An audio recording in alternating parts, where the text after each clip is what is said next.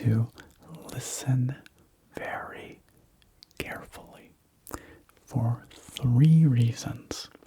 The first is that this video has kind of a lot going on, and I want to make sure that you can find the part that you are going to enjoy the most. So stick with me for another minute here, and I'll explain the format of this video.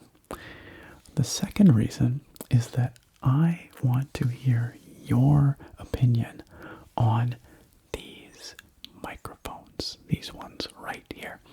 These are the Stellar X2 microphones from TZ Audio, and they sent these microphones over for me to check out and test if I wanted to, and for you guys to listen to. And normally when I do a microphone test, I do a whole series of ASMR triggers, tapping, scratching, whispering, soft speaking, these kinds of things. And those trigger-based videos can be really relaxing and enjoyable for some people, but I want to try something different this time. I want to just do a gaming news ramble video, which is something I've been meaning to do anyway, because there's been some fun gaming news over the past month or so.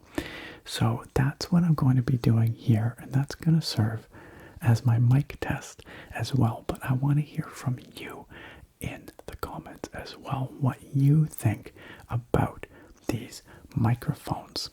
I'm also going to be sharing the unboxing of these microphones here in this video very shortly. If that interests you, that's great. You can keep watching. You can just enjoy that. If, however, you are here exclusively for the gaming news ramble, well then you can head down to the video description. There are timestamps there.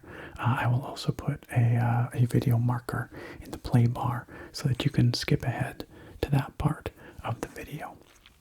Now, the third reason I need you to listen very carefully is because I'm going to tell you all about this sick t-shirt from this video's sponsor, Into the AM.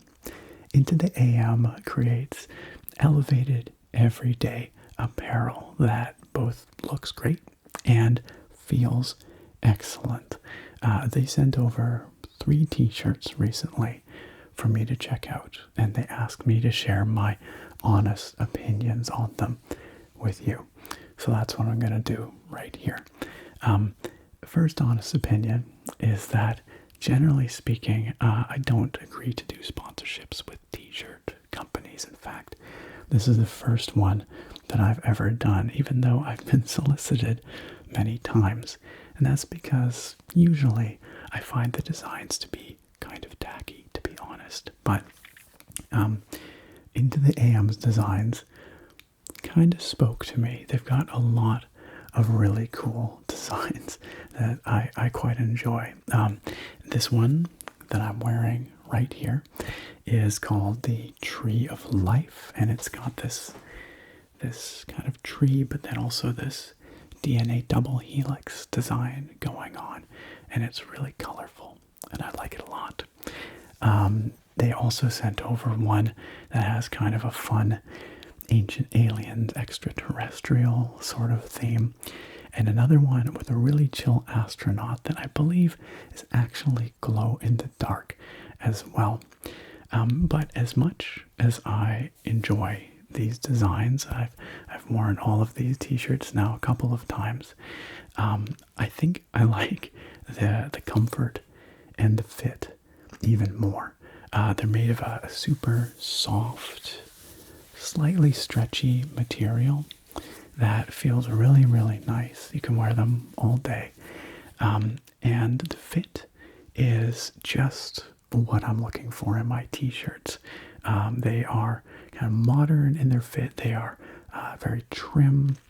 There's no sort of extra baggy material hanging off or anything like that, but they're not so tight as to be uncomfortable. They fit in this nice, slim, and flattering kind of way. And they still are comfortable for everyday wear. So that's my opinion on these t-shirts. I really like these Into the AM t-shirts, and they've quickly become some of my very favorite t-shirts, actually. And if you are interested in checking out these t-shirts, looking into some of their really unique designs, you can click through on the link in my video description, and you can save 10% on these Into the AM t-shirts or their other apparel as well. They sell other stuff, hoodies, sweats, these kinds of things. They also offer bundles, which include, I think, 3 graphic tees like these ones for $60, or you can get 3 basic tees for $45. And yes, that link in the video description and in the pinned comment will get you 10% off those bundles as well. So make sure to go check them out if you like what you're seeing here today. All right, so without further ado, we're going to move ahead. First of all, you're going to see the unboxing for the Stellar X2 microphones, and then for a mic test, we're going to talk about some of the latest gaming news, including stuff out of BlizzCon like Diablo II Resurrected, which I'm personally really hyped for. I might talk a bit about Diablo IV. I'd like to talk a bit about Age of Empires 4, which at the time of recording, we have an upcoming big event that Microsoft has just announced, where presumably we're going to see a lot more of that game. And I'm going to talk about the thorny issue of Microsoft and Bethesda and the potential exclusivity of upcoming games like Starfield, like the Indiana Jones game, like Elder Scrolls 6. It's crazy, but that's where we're at. So we'll get to that. If you're interested in that, again, you can skip ahead using the play bar or the links in the video description. But first of all, it's time to unbox these microphones. And here we have the TZ Audio Products Stellar X2 in box. And it's a pretty plain box, as you can see, at least on the front.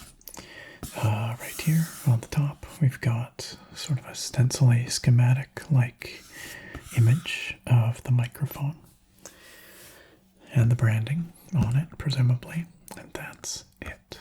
That's all we have there. If we look around a little bit,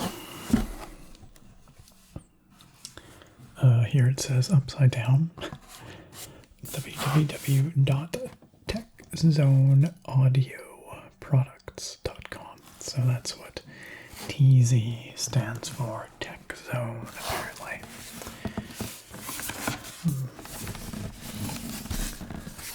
On this end, Stellar X2. Technically it's presented like Stellar X squared, but I'm pretty sure it's probably pronounced X2. I don't really know. It just seems weird to call it the X squared to me somehow. X2. Stellar X2. I'm sensing a theme here, you guys.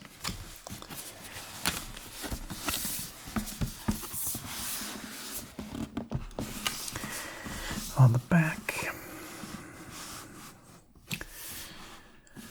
simply says designed in Southern California. And then we have some barcodes down here. TechZone Audio Products, it says Torrance, California, USA. Email, it says here, body made in China, handmade capsule circuit by TZ Audio Products. Okay. I'm not sure where the condenser capsule itself is made. Seems strange to me that they you know, they say the body's made in China, but then call out the capsules being handmade elsewhere. Maybe it doesn't specify. Oh well, maybe there's some more information inside. So let's open it up.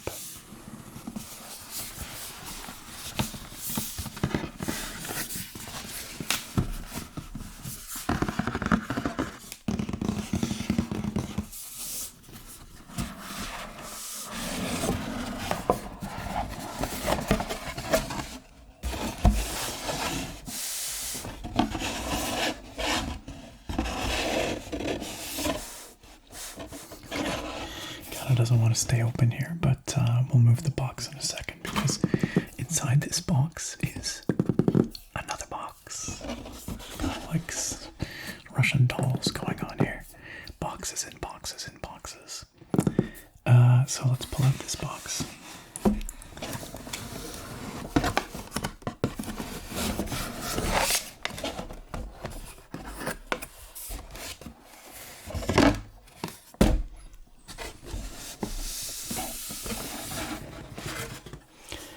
So this is actually quite a smart looking box, isn't it? This is a carrying case, an aluminum carrying case that protects the microphone. At least the corners, edges, I guess, are aluminum, although the body seems to be more of a hard shell plastic, with a bit of texture to it. Little feet. We have on the top here a carrying handle. I think it's just plastic. It feels like plastic.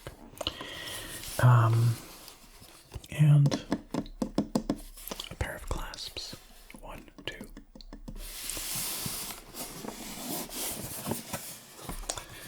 Some hinges on the bottom. Bit of dust for some reason. Some more feet so that it can stand upright. And then on the front here, we haven't actually really looked at this, but we have actually a bit more information here, believe it or not. TZ Audio Products, premium quality with unrivaled sound. That's quite the claim. We have a picture of the microphone over here. Some branding, Stellar X2, a large diaphragm studio condenser microphone with transparent sound.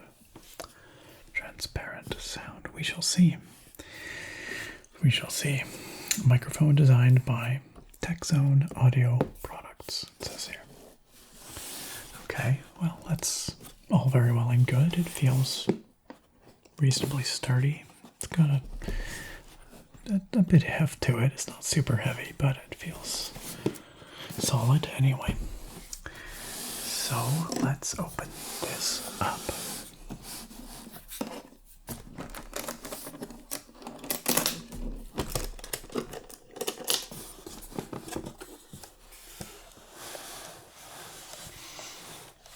Okay, so inside we're greeted with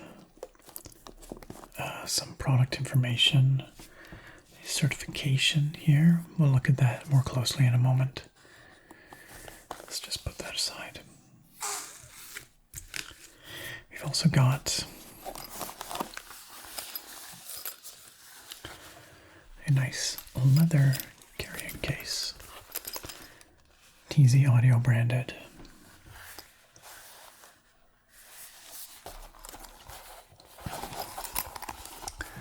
The inside is kind of like felt, kind of a soft, felt-like material.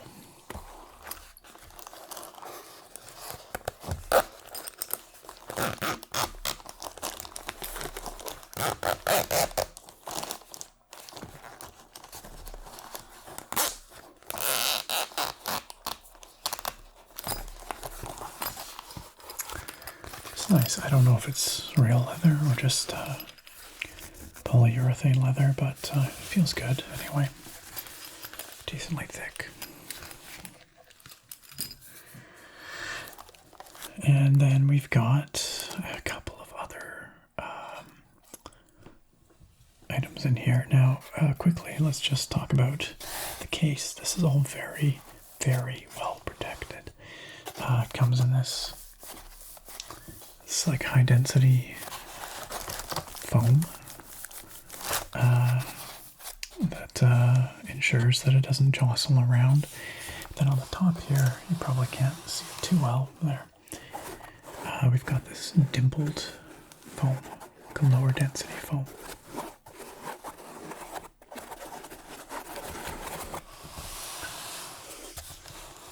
Very nice. So we have a windscreen, which, let's be real, doesn't need to be protected like it is. It's literally made of foam, but it's a welcome addition.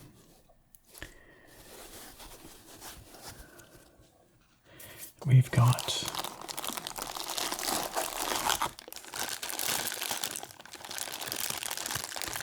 a little shock mount.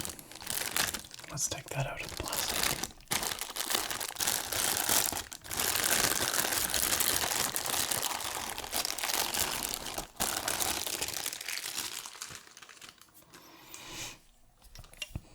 So this shock mount is made of metal.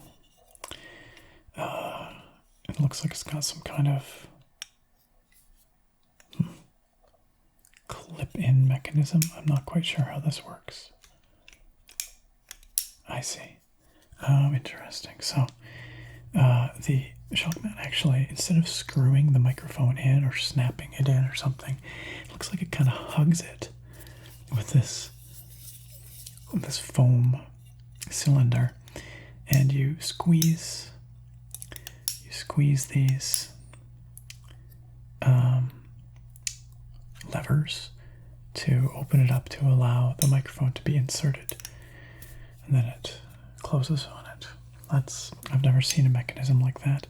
Maybe that's somewhat standard in the industry, I don't know. These bungees are just rubber. They're not like a fabric or anything. And then we've got one point of articulation here. And a little finger screw there. And then a tripod mount. Or stand mount, whatever you're mounting it on, I guess. On this end. This textured ring here doesn't appear to do anything. It's just decorative. Provides grip, I guess, if you're trying to turn this. Well, we will see if this does what it's supposed to do, but it feels reasonably solid anyway. Put that here. And then finally, the microphone. This is actually smaller than I expected it to be. I honestly thought this would be closer to the size of my Rode NT1A microphones, which are, about that tall probably, and wider as well. So this is actually kind of pint-sized, which is not a problem necessarily. It means that it can be used in places where a larger microphone maybe would be cumbersome. It's a little more nimble, agile. I'll take a closer look at this in a second, but we actually need to go back to the other stuff in the package here. Specifically, this stuff. We've got a quick start guide, some certifications. Let's look at each individually.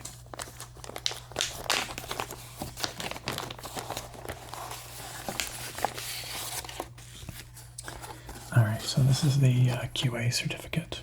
It says here, your Stellar X2 microphone has undergone extensive testing and inspection by our audio engineer at TechZone Audio Products facility in Southern California. This testing was carried out in accordance with our strict quality control guidelines. They really seem to want to sell this Southern California narrative. And the harder they push that, the more it makes me think, you know, it's probably largely based out of China, this company. But, you know, they do claim they've got a inspection engineer, at least, situated in California. I don't know. Maybe it's all designed there too. I'm not sure. But anyway, I think they're just trying to imply that it's got a certain quality to it, I guess. And we do have quite the list of quality checks here. The date of testing completion for this particular microphone was August 23rd of 2020.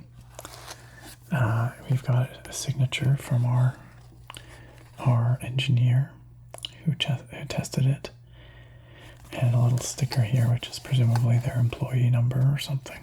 It says here, 14-hour burn-in test. Very good.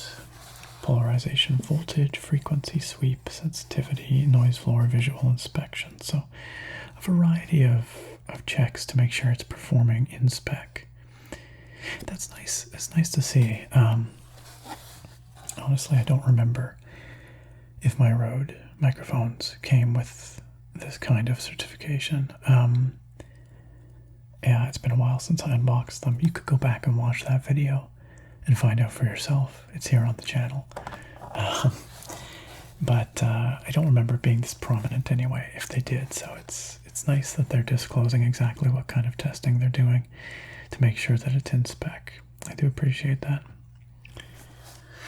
And support contact in case you've got any issues. Okay. We also have here this quick start guide. And what does that have for us? Quick start guide, Stellar X2, indeed, for computer, audio interface for portability, audio recorder.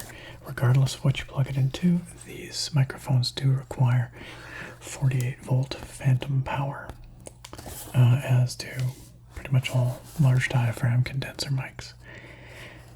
You need an XLR cable, of course, and that's pretty much that. Tech support, YouTube videos. Oh, not even, well, maybe YouTube, I don't know. It's hosted on their website, it says.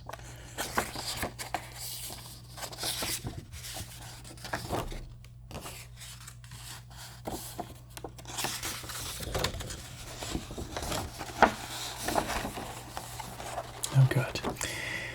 We've got some product literature, tech specs, these sorts of things. The Stellar X2 uses a high-quality steel body with our custom-made low-noise transformerless FET circuit and a high-quality K67 style capsule. I do not know what a K67 style capsule is, but I assume it's referring to some kind of well-known capsule in the recording industry. The combination of these two features yields a microphone with a high output signal, extremely low distortion, and low self-noise. Furthermore, each JFET in the Stellar X2 is manually biased to ensure a smooth and balanced sound. I am not a sound engineer, despite appearances maybe, despite doing the ASMR thing.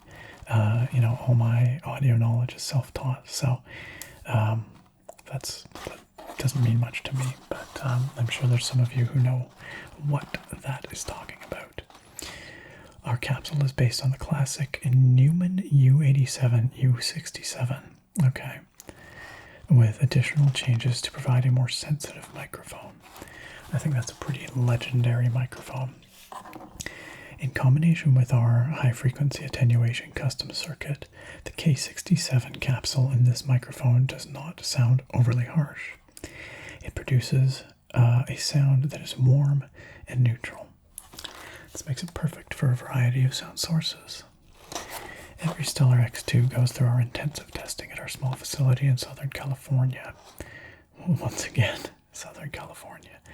This includes a frequency sweep test in our anechoic chamber, as well as a self-noise test to ensure every circuit performs within specifications. Very good. Basic care, dust and foreign material can degrade performance, so store it in its included case. For up-close vocals, use a pop filter or the included foam windscreen. So you might notice that this microphone does not come with a pop filter, which is too bad. A lot of the kind of all-in-one kits, such as the Rode NT1A kit, comes with a built-in removable pop filter that can be attached to the shock mount. Not the case here, but the windscreen should perform a similar function, though I find it doesn't do as good a job of controlling those plosives, and it does change the audio a little bit. It's not quite as bright when you have the windscreen on the mic, whereas the pop filter doesn't really seem to have an effect like that. But that's apparently the choice they made here. And we've got some specifications here. What have we got?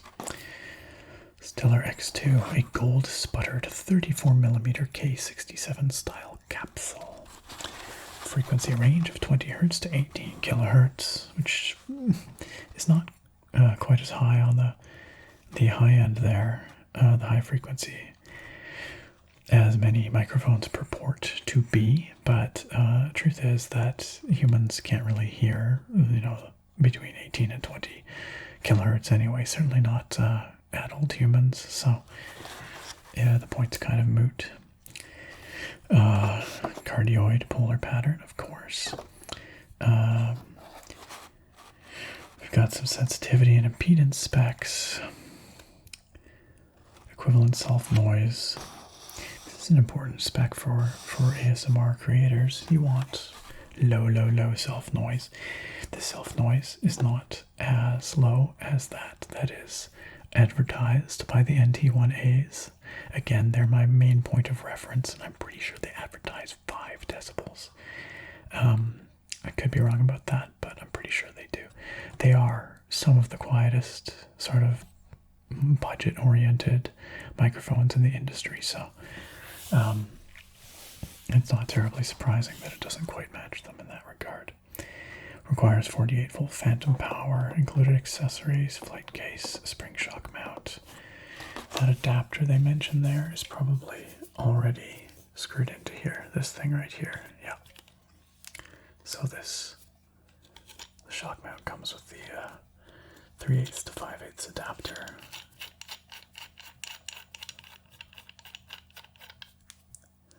Just like that.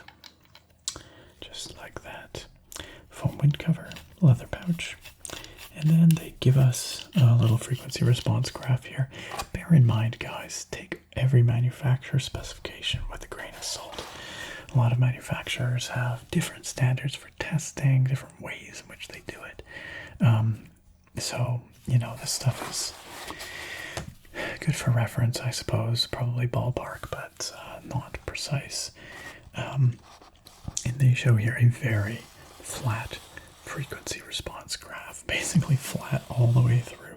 A little dip around 6 to 7 kilohertz, which is probably designed to just cut the harsh edge from sibilance, basically, and then a little boost around 10 to give a little bit more clarity, a little bit more crispness, and then it rolls off after that. So okay. All right.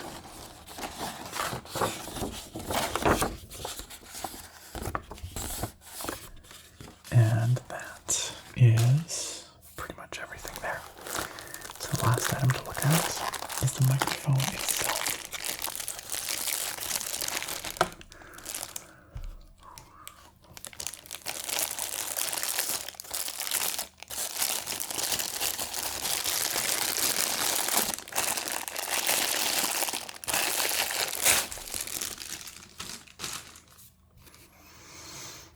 And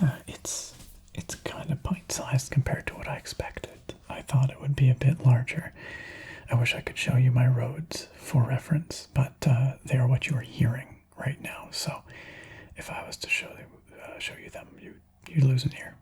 So we're not going to do that. But there you can see the light just catching on that big old diaphragm in there.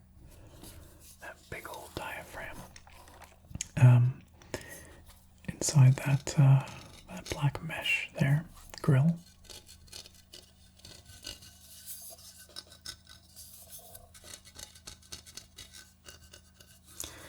It's heavy. It feels very dense. The body, as I say, is made of steel. It's covered in this matte black finish. It looks nice. It feels nice. Again, it feels very dense in this bottom portion. Nothing around the backside at all. Just plain matte black. Around the front, we of course have the branding. TZ Audio Products, Stellar X2 down here. We have the little cardioid symbol here, which I presumably just to remind you what kind of pickup pattern it has, and also speak into this side. It's a side addressed microphone, of course, so you don't speak into the top, you speak into the side right here.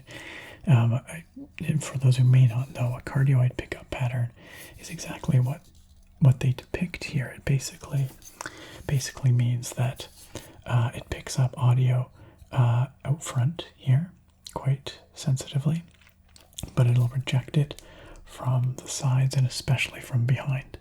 So it's most sensitive right in front. And this is a great pickup pattern for capturing directional sound. Not as good as like a shotgun style mic for that, but for capturing vocals, musical instruments, these kinds of things where you don't want a whole lot of room noise or ambience in there. The microphones you're listening to right now are cardioid style microphones. And so, yeah, that's good for example, ASMR recordings, because you don't usually want a lot of room noise, a lot of echo, a lot of reverb. Then at the bottom, big shiny XLR connector right here. And it looks like it's threaded in there. I'm not sure what kind of XLR connectors are threaded like that, but sure, why not? Seems to be doing a reasonably good job so far of not picking up my fingerprints or anything like that, so it's good. It's got this little reinforcing band of metal over the top here, presumably just to add a bit more strength and rigidity to the black grill here. And that's it. That's really all it is. It's a pretty straightforward little microphone. Not a whole lot to see. But then again, it's not really about what it looks like so much, is it? It's about what it sounds like. I think for what it's worth, it looks pretty sharp. The grill actually slightly flares towards the top. I almost feel like it would look a little better if it was just a clean edge all the way to the top instead of flaring like that, but a very minor gripe. Overall, I think it looks good. It feels very, very, very solid. But yeah, like I said, the sound is what matters, and we are going to check that out right now. Welcome to the gaming news ramble portion of this video. If you watch the unboxing of the Stellar X2 microphones, I hope that you enjoyed it. And I will remind you that this is 50% gaming news ramble, because there's been a bunch of gaming news lately that I find really exciting and that I want to chat about, but also 50% microphone test. And I'd really like to hear what you think of these new microphones. Just let me know down in the comments, even if it's like a one-word answer, doesn't matter. I'm just interested in how you feel about them. So, but we're going to be talking about a bunch of games here. You know, as much as I feel like I want to talk and we have time for, going all the way back to BlizzCon, which took place online back in February 2021. It's about a month ago as of the time of recording. And I actually wanted to make a video about all that stuff at the time, but I just didn't have time. I've been very busy over the last little while. So I also want to talk about Age of Empires 4, which is an upcoming RTS game from the classic series. I want to touch briefly on Pokemon Arceus Legends, because that looks really, really fun. And then finally, I'd like to talk a bit about Microsoft and Bethesda and the whole upcoming Bethesda games being exclusive to the Xbox ecosystem, you know, like Starfield, Elder Scrolls 6, that new Indiana Jones game. Are they all going to be Xbox exclusive? Maybe. Yeah, maybe. We'll get to that though. Let's start way back at BlizzCon. So at BlizzCon 2021, Blizzard showed off a bunch of stuff. They showed off Diablo IV, which I'm very excited about. They showed off Overwatch 2, which I'm very excited about. They showed off some WoW stuff, which I am less excited about. But perhaps the biggest thing for me that they revealed was the Diablo II remake. They finally announced it. It had been rumored for years, as a matter of fact. It's called Diablo II Resurrected, and I've actually had a lot of people asking me what I think about it over the last month or so. So I really wanted to talk about it here. I'm a huge Diablo nerd. I have loved the games ever since the first game back in the 1990s. And I actually did a video a while back with this right here, the Diablo II battle chest, which is actually not my first Diablo II battle chest. This is just another one that I picked up at a thrift store for cheap. I was thinking about it the other day. I think I owned this game 4 times, I'm pretty sure.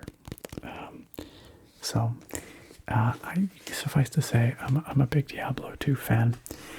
And so the news of a remake really, really excited me. This remake is being handled by Vicarious Visions, who you might know for their work on the Tony Hawk's Pro Skater 1 and 2 remake package that came out last year, I think it was, as well as the Crash Bandicoot Insane Trilogy. I'm pretty sure they did.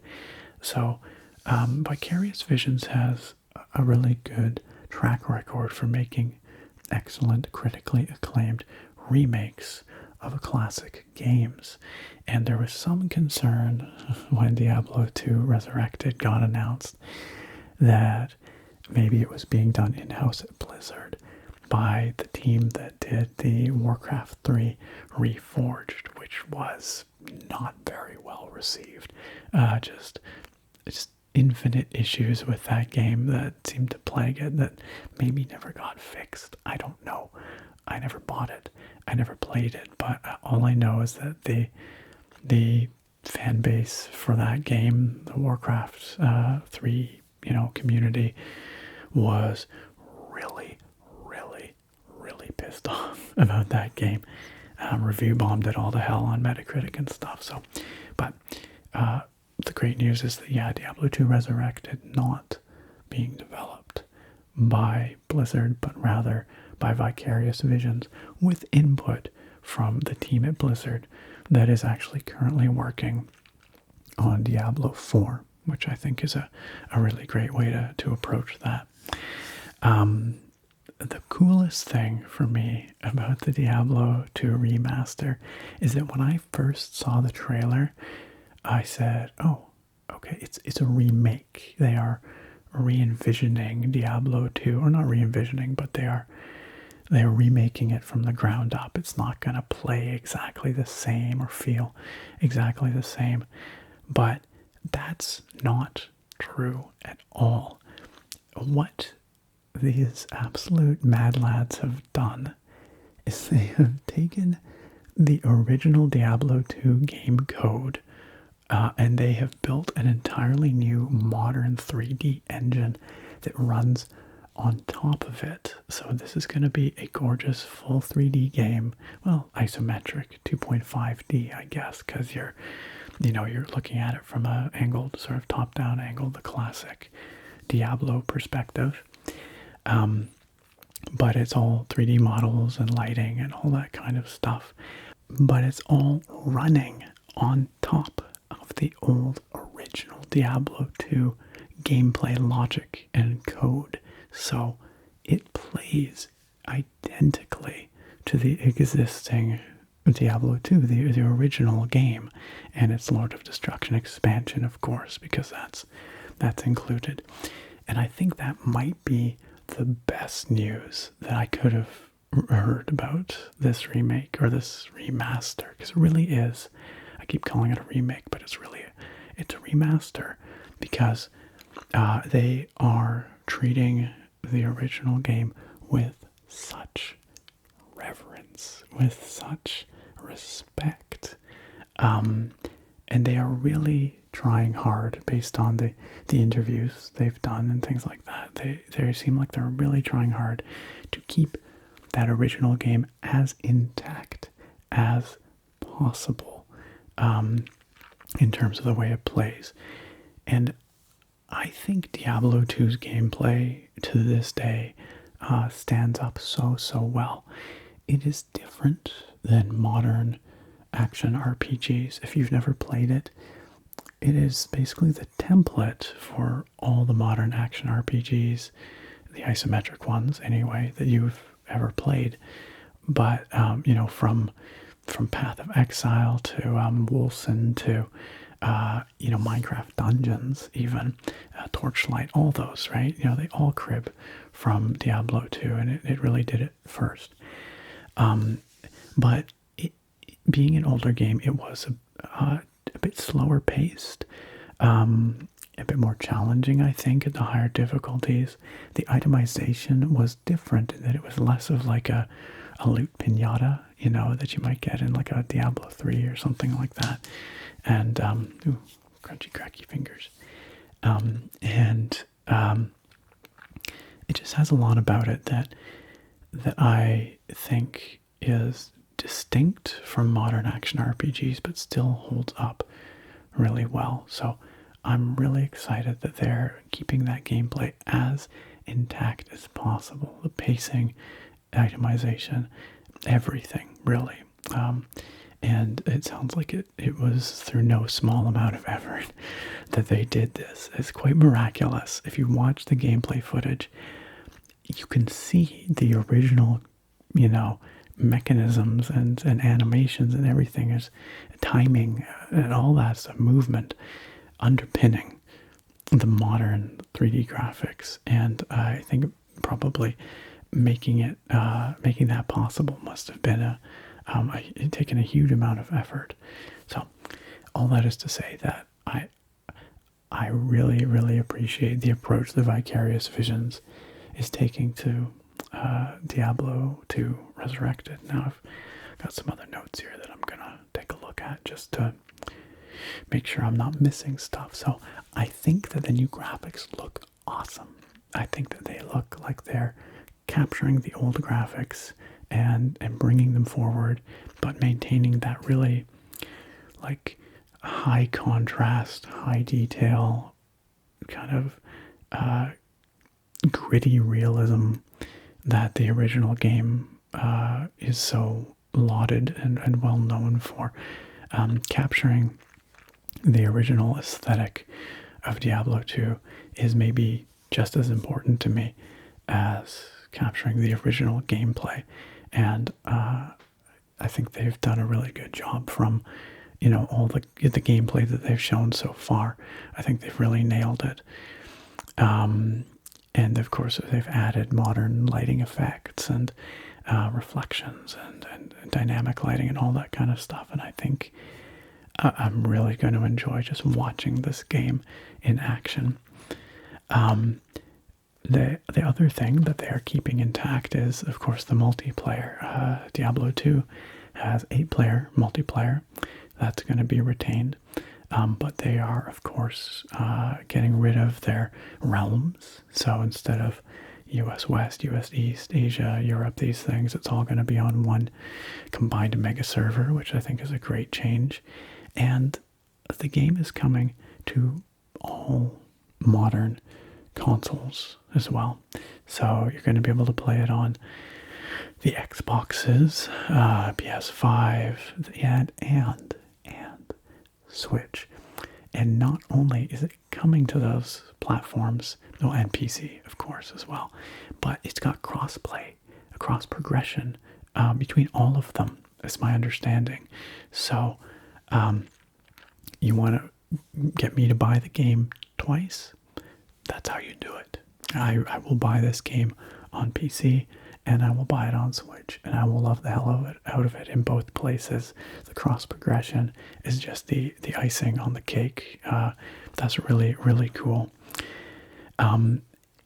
In terms of changes in general, they are being really, really, really careful. They are being so careful that they have said that they're even going to be retaining some of the original bugs and quirks of the existing code, as long as they're not like hugely detrimental or whatever. But there are certain idiosyncrasies to the way Diablo 2 plays that they are going to be retaining. And I think that's okay. I do think that there might be a few quality of life things that they could consider, which I don't know that they are. They said they are not opposed to the idea of making some very subtle changes, but especially I think after launch, as they collect feedback. But they are clearly trying to be as hands off with the existing code and gameplay as possible. One change that they are making, which is absolutely going to be for the better, is they are expanding the size of the stash, and they're adding shared inventory tabs, which thank Diablo. Like, honestly, for those of you who've never played the original game, usually the way people got around limited stash space was they just made extra characters. They're called mules. They're just level 1 empty characters that just hold your gear for you. And if you want to get an item, you have to make a game in multiplayer. You have to bring in your mule.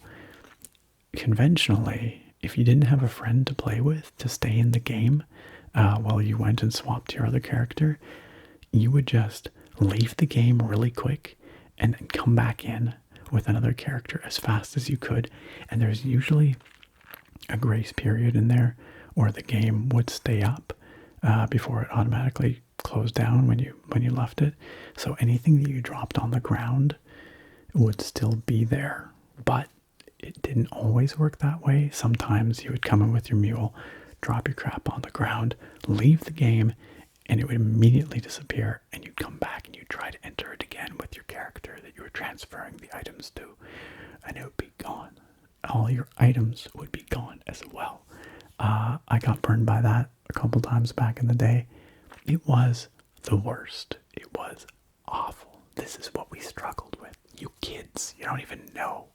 You don't even know. You don't know how good you have it. So, shared inventory tabs, or shared stash tabs, pardon me, I think is a fantastic addition to the game. One thing that I don't think they're doing, though, that I would really, really, really like to see is personalized loot drops, or loot drops that are assigned, I should say. I don't want them to change the drop rates or the itemization or anything like that. But in the original Diablo 2, when items drop, they drop. It's a free-for-all. Anyone can pick those items up. And that includes items like really rare drops from endgame bosses like Bale. You might remember back in the day, Bale runs were very popular, where everyone rushes as fast as they can to the last boss in multiplayer. They beat the snot out of Bale, and he, explodes and drops his goodies. And that was one of the ways to get some of the best items in the game. So people would farm him. And I remember back in the day playing that we had a slow computer and we had slow internet. And when Bale died, my computer would hitch for a couple of seconds usually. I don't know if it was a bandwidth thing or just my, CPU or GPU trying to render the death animation or whatever. I'm not sure. But, and then suddenly it would go really, really fast and all the items would pop out and they'd fall on the ground. But in that time, other people with better connections and better PCs, they already saw the items drop. So they just ran around and vacuumed them all up, leaving me with nothing sometimes, often. And so it was always this like mad scramble for me. I was just like clicking like crazy, just trying to hopefully pick up something in that lag period. So I don't expect the modern game to do that, like D2 Resurrected. I don't expect it to lag like that, but I do think that a quality of life feature that I think we all deserve is assigned loot. When it pops out of Bale or whoever, just assign it to a player and allow them, even just a short grace period, 30 seconds or something, to pick it up before it becomes available for everyone else. I really think that would be a positive improvement to the game, and I do not believe that's something that they are implementing. But they do seem like they are very open to listening to what players have to suggest and say, and listening to the community. So I'm hoping that if that isn't in the game at launch, that they will at least consider patching it in if they get that kind of feedback. Okay, what else do we have going on here? That's pretty much it that I wanted to talk about. It's going to be out this year, 2021. They have not given a release date, but they just said this year. I'm predicting the fall. I would not be surprised if it was a Halloweenish kind of release, because that would kind of fit the aesthetic. They've said there will be a technical alpha and then a beta prior to launch, so I've signed up for that, and I really, really hope that I get a chance to play it not too long from now. And if it's permissible, I would love to share some gameplay with you guys here on the channel. Depends on what the terms of the alpha and the beta are. Sometimes they allow that sort of thing, sometimes they don't. So those are my words on Diablo II Resurrected, and I would love to hear what you have to say about it as well. I know we've got some big Diablo 2 fans here on the channel. So, very briefly, Blizzard also talked about Diablo 4, showed off some of that, and Overwatch 2. I think what they showed of both games is really promising. I'm quite excited for both of them. I really liked the cinematic trailer for the Rogue, which was the new class that they announced for Diablo 4. I think that it was just kind of dark and grotesque in just the right ways. And she looks fun as a class as well. As a classic Diablo class. The Rogue was in Diablo 1, actually, as a playable character, and appeared only as NPCs in Diablo 2. And just a lot of the stuff that they're talking about for Diablo 4, I think they're on the right track. I think aesthetically it's much closer to Diablo 2 than Diablo 3. And for the record, I don't hate Diablo 3. I've played like probably hundreds of hours of Diablo 3. Not exactly sure, but I think it's a good game in the state that it's in these days. I think with the Reaper of Souls expansion, they did some really great work, and what they've got for endgame and stuff is really good now. But it is different than Diablo 2. They changed a lot, and I know that a lot of people were upset about it, and I was too for a time. One of the things I missed the most from Diablo 2 was the aesthetic. And I think they're really going the right direction with that in what we've seen of Diablo 4. Looks like a bit of a return to form. Yeah, so I'm not going to say too much more about that, other than I think D4 is shaping up well from what we've seen so far, and I'm pretty excited about that too.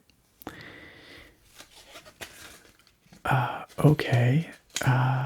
Also briefly, Overwatch 2. Again, I think what they've shown is really neat. I really like their focus on a lot of story-driven stuff. They've talked a lot about their story campaign. I think one of the strongest assets that Overwatch as a franchise has is its really strong characters. I think that Overwatch has some really compelling characters with very strong designs and personalities, and I would love to see those characters explored more, their interrelationships and things like that, because Overwatch 1, the original game, it's just a multiplayer shooter, and most of that stuff is explored in just kind of incidental dialogue between characters while you're playing matches, or before the match starts, that kind of thing. And I think there's just an untapped gold mine of potential there with a lot of their cool characters. They also talked a lot about PvE content that's going to be replayable, co-op content, progression systems, all this in addition to the tried and true multiplayer, which they are going to be altering as well, with new characters and changes to existing characters and roles. They talked a bit about major changes to tank classes, sort of redefining tanks. And I think all that sounds interesting and potentially quite exciting. So Overwatch 2 definitely on my radar, and I'm excited about it as well. I've been getting back into Overwatch 1 a little bit lately. Having a lot of fun with that. So, Pokemon Legends Arceus. Okay, so they announced three new Pokemon games. They announced the Gen 4 remakes, which everyone was very excited about, except for the fact that everything is now chibi, and some people were not excited about that. But it's what are they calling them? Shining Diamond and something Pearl. I forget what it is. Shining Diamond and maybe it's Shining Pearl, Sparkling Diamond, Shining Pearl. I don't know. Whatever. But I have to say that Gen 4 is not like my all-time favorite gen from Pokemon. I think I enjoyed the previous generation and the following generation more. I think it's just because of the time in my life where Diamond and Pearl hit. I had actually taken a long kind of hiatus from Pokemon because I was too cool for Pokemon for a time there, like in my high school years. And but I did eventually get to Diamond. I played Diamond some years later when I finally picked up a DS and played through it. And I did enjoy it, but I don't have the same nostalgia for it that I do for some of the other entries in the series. So I I will pick up one of these remakes. I will probably play it, and I will probably enjoy it, but I'm not as like over the top elated about these as some people are, and I don't have as strong opinions like some people seem to. So I'm glad they're happening, I suppose. But more excitingly for me was the other announcement that Nintendo made, which is for Pokemon Legends Arceus. Now, we have very little information about this game, but they showed a bit of gameplay. It looked rough as hell. It looked really, really early. And it looked just like the frame rate was just god-awful in that trailer. Honestly, I'm a little surprised that they published it looking like that. But conceptually, what we see there is an open world style Pokemon game set way in the distant past of Pokemon, hundreds of years before the main series. And this is something we've never explored or experienced before in any of the Pokemon games. And it is so exciting because it's different. It's something different, you guys. Holy crap. Game Freak has been making effectively the same game for, over 2 decades now, right? Like 25 freaking years. And I have to say, I am getting really burned out on the Pokemon games, like the new ones. I didn't finish Sun and Moon. I did not finish Sword and Shield. I suspect that one day I will go back and I will finish them. But it's just been getting so hand-holdy and so just rote, there's some things I enjoy about the newer games, but so much of it is just so stale, and they feel the need to just tutorialize and handhold every step of the way, and they are simplifying the layouts of the routes, like there's so little opportunity for genuine exploration or challenge or puzzle solving in the newer games. And it's just a bummer. Like, I want to like Pokemon still, but I just find it so boring these days, I have to admit. So, as a matter of fact, the Pokemon that I've been playing mostly lately is Black and White 2. I finished Black and White back in the day, but I never actually finished Black and White 2. So I've gone back and I'm playing through Black and White 2 right now, and I'm finding that way more enjoyable than Sword and Shield. So no offense if you are a fan of Sword and Shield. They did some cool stuff, and I'm sure there's more there that I did not experience, and I should probably give them another chance. But yeah, that's just my feelings on the series these days. But finally we see Game Freak doing something different. The Pokemon Company taking a chance with their cash cow.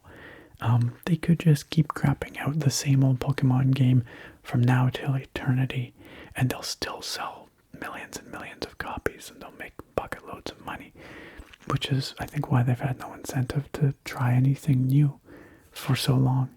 But somebody, somewhere at the Pokemon Company decided that it was time to try something different. And I could not be more excited, despite the fact that that trailer looked rough as hell. What they did show was really engaging. And I just want to know more about the game. I want to know more about exploration. I want to know more about combat. It seems like there's so much potential there. So consider me very, very excited for Pokemon Legends Arceus. And I hope it's good. I hope it turns out really, really good. We'll see. I don't necessarily have faith that it will, but boy, do I hope. Okay, moving through my list here. This is a long ramble this is all stuff that I've been wanting to talk to you guys about for a while. So hopefully you're enjoying this, or maybe you fell asleep. That's fine too. You know, it's kind of the point. Age of Empires 4. So the Age of Empires series, as many of you probably know, is a classic RTS real-time strategy series. And I played the crap out of the AoE games growing up, starting with AoE 1 back in the 90s, AoE 2, absolute classic, and AoE 3, while not without its flaws, was a really, really cool game that I also played the crap out of. More recently, over the last 5-ish years, they've been remastering those games. They put out all 3 of those, actually, in remastered versions, with some sort of more or less work done to them, depending on the entry, but those remastered versions play really well. They look really good, and they have, I think, reignited many people's excitement for the Age of Empires series. AoE 3 came out way the heck back in, I think, 2005, I'm pretty sure, and then they had a couple expansions that came out after that. But, Ensemble Studios, who did the original games, they were closed by Microsoft shortly thereafter. And we've not seen another AoE game since.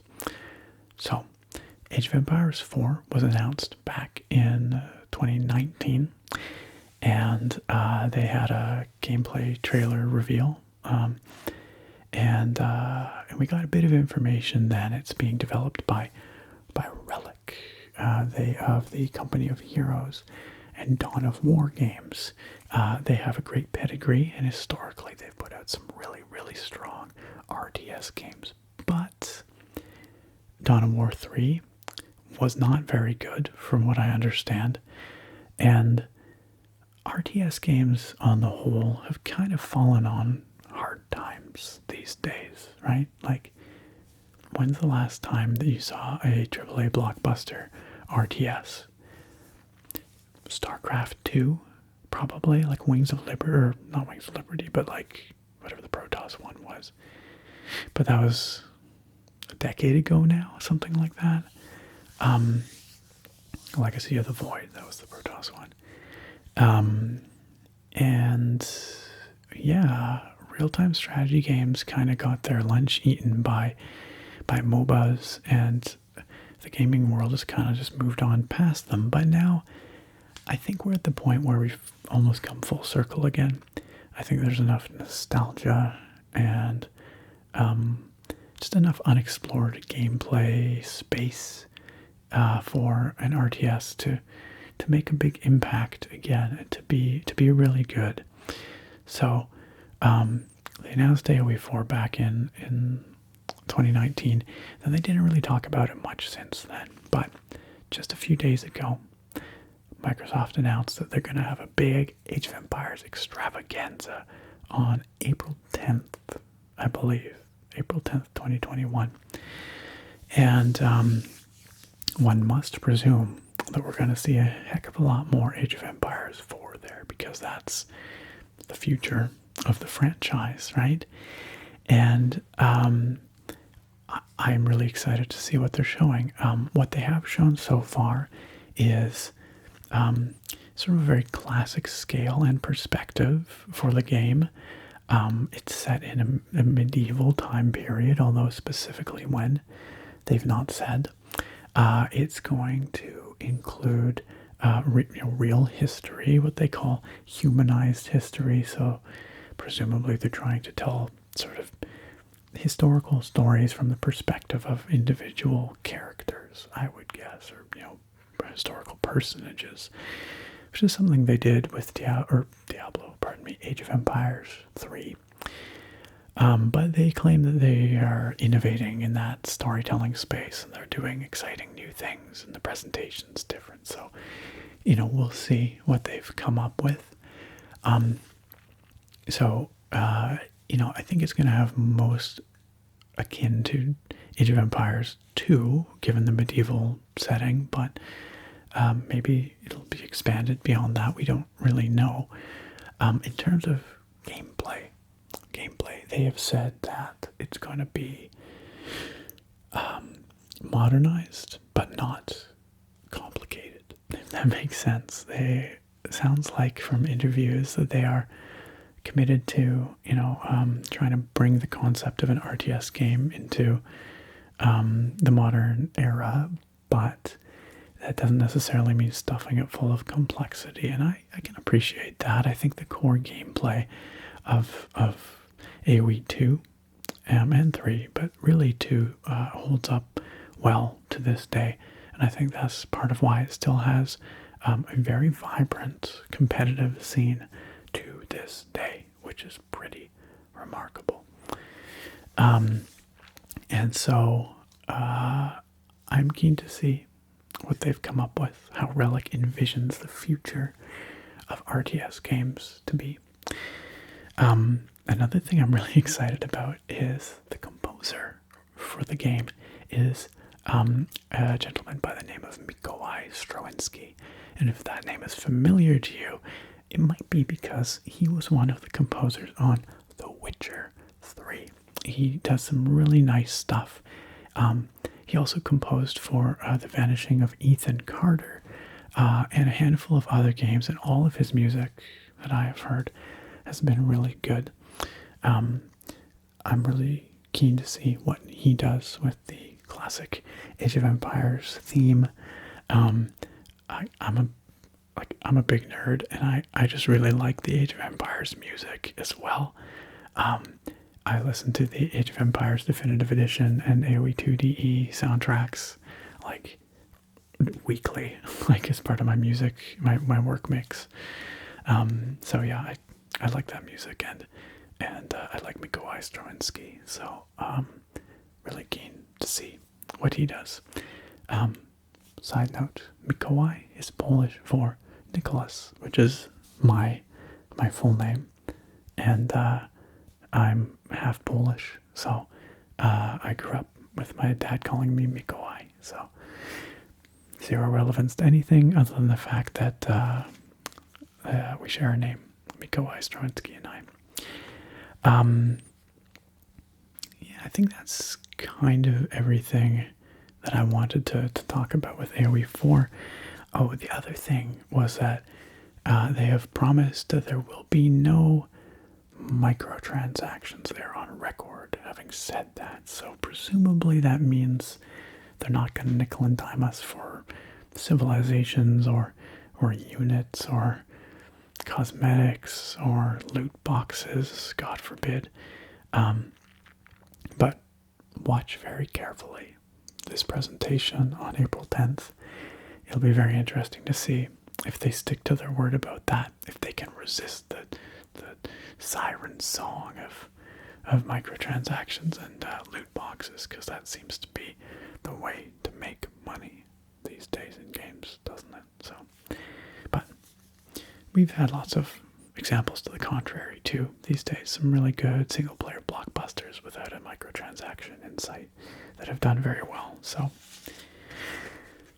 I will be keeping my eyes peeled to see what we get with AoE 4. Finally, the topic that I'm going to end this ramble on is Xbox and Microsoft and Bethesda Softworks. So you might remember that last fall in 2020, Microsoft stunned the gaming world by announcing that they were acquiring ZeniMax Media, which is the umbrella parent company of Bethesda Softworks, which contains obviously Bethesda Game Studios. They have Skyrim, Elder Scrolls, and the Fallout games. But also under that umbrella, we have id, we have Arcane, we have all kinds of very talented studios putting out big AAA games. And at the time, there was a lot of speculation about whether these properties were going to become Xbox exclusive games. And I even did a video where I talked about this and gave my opinions. And if memory serves, at the time I said, I think it's quite likely that Microsoft will do timed exclusives. But I thought it was probably unlikely that they would be, indefinite platform exclusives. That was my take on it. And my logic, my thinking was that that would engender a lot of very bad will, the opposite of goodwill, a lot of bad feelings amongst gamers, and that, they stood more to lose potentially doing that than they stood to gain financially because of that kind of blowback, and also just not being able to sell these games to people on PlayStation or Switch, right? But the Bethesda acquisition by Microsoft finally closed just in the last couple of weeks here. It's a long process, evidently.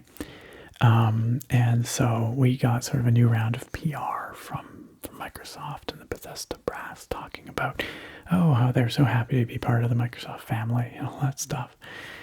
And some of the wording that they've used in those announcements, and that Phil Spencer, head of Xbox, has used in some stuff he said since then, is quite concerning, or should be quite concerning if you are a exclusive PlayStation gamer.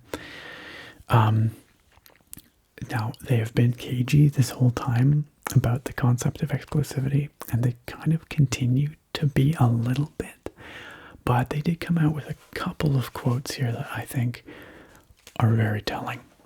The first one was part of the official announcement or on the Bethesda or Microsoft, I can't remember, website, the way they describe this merger. It says here, this is the key phrase that I picked out, some new titles in the future that will be exclusive is the phrasing that they use. And they are talking about exclusive to not just Xbox necessarily, but they're talking about Game Pass. They're talking about, PC, Microsoft platforms, basically.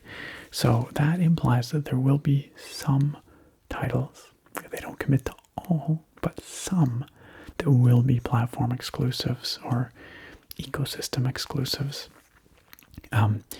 They did clarify, I believe way back when they announced this purchase, that existing commitments would be honored. So, for example, Ghostwire Tokyo and Deathloop are going to be timed PlayStation exclusive still, even though they're technically owned by Microsoft now.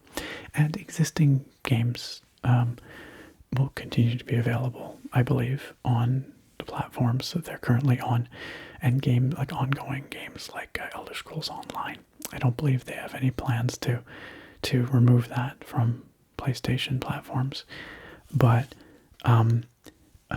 something else that Phil Spencer, head of Xbox, said quite recently regarding exclusives going forward was this. This is, again, a sort of a cherry-picked quote. He said, "This is about delivering great exclusive games that ship on platforms where Game Pass exists." So, once again, he's not coming right out and saying it, just like point blank, but that's about as close as you get to saying that, yeah, these next upcoming games from Bethesda and its subsidiary studios are going to be Microsoft platform exclusives. Will that include Starfield? Will it include the new Indiana Jones game being developed by Machine Games? Will it include The Elder Scrolls 6? I think so. I do think so. Now that we've heard these statements, and everything they're saying is like they're slowly trying to kind of warm people up to the idea that that's going to be the case without coming right out and saying it. They've all but said it without saying those exact words. So the one possible potential loophole here is he says platforms where Game Pass exists. I could see Microsoft trying to use this as leverage to get Game Pass onto Sony's platforms. Would Sony ever be willing to play ball with that? Almost certainly not. I cannot imagine them doing that. But I could see them trying real hard, to them being Microsoft, to convince Sony to do so. I think that Nintendo is maybe more amenable to that kind of thing. There has been a working relationship and some rumors swirling in past about Game Pass appearing on Nintendo platforms like the Switch. Those were denied, and it was stated that that wasn't happening, but I think there's more potential there because I think there's less overlap between Nintendo's traditional content and Microsoft's traditional content. So I do think there's maybe a sliver of hope there if you are a Nintendo Switch exclusive gamer. But my Sony friends, I think this might be bad news for you. This might be the end of Fallout, the end of Elder Scrolls, and anything else that's coming for you guys on PlayStation platforms. And that sucks. That makes me mad because I don't play on Sony platforms. I play on PC, so it just doesn't bother me one way or another. But I think that this escalation, pardon me, of exclusivity on consoles is the wrong way to go. I think the democratization of games is a desirable goal because I want everyone to be able to play good games. And in future, who knows what situation I might be in. I just, maybe I would end up on the wrong side of this, right? Like, I just want to be able to play good games as many places as possible. And I think this tit for tat with Sony has all these amazing first party exclusives these days. So Microsoft feels that they have to go out and acquire studios like Bethesda and then lock them down to their platforms. I think that's just crappy. I think it's business and I get it, but I don't like it. So that's my 2 cents on that. Again, I will stress it has not been confirmed that that's the case, but all the wording that Microsoft has been using is definitely pointing towards this being the case, to these upcoming games being Microsoft platform exclusives. So, all right, my friends, that concludes my gaming news rant, ramble, whatever you want to call it. And I do hope that you enjoyed it. I hope you have some thoughts about it. Please let me know down in the comments if you have feelings and opinions about any of these things that we've discussed here, or if you'd like to see another gaming news type video like this about something else. I'd love to hear your suggestions. Also, please down in the comments let me know what you think of these new microphones, these Stellar X2 from TZ Audio. I hope you enjoyed listening to them today, and if you would like to know more about them, maybe pick them up for yourself, you can check out a link down in the video description. I didn't really give much of my opinion on them, but personally, I really like the way they sound. I think they sound very this is obviously not a review, you know, this is just, they sent them over. They're not paying me for this opinion, but I'm also, you know, not formally reviewing them. So, but I do think they sound really good, and I have enjoyed using them. But anyway, let me know what you think. And finally, shout out once again to Into the AM for sponsoring today's video, for sending over these sweet t-shirts that I've been enjoying a heck of a lot. If you are keen on checking these out yourself, picking them up, click through on that link down at the top of the video description and in the pinned comment, and you will get 10% off your order at Into the AM, and you too can be as good looking as me here with this rad t-shirt. All right, thank you all again for watching, and I look very forward to having you back here next time. Bye for now, my friends.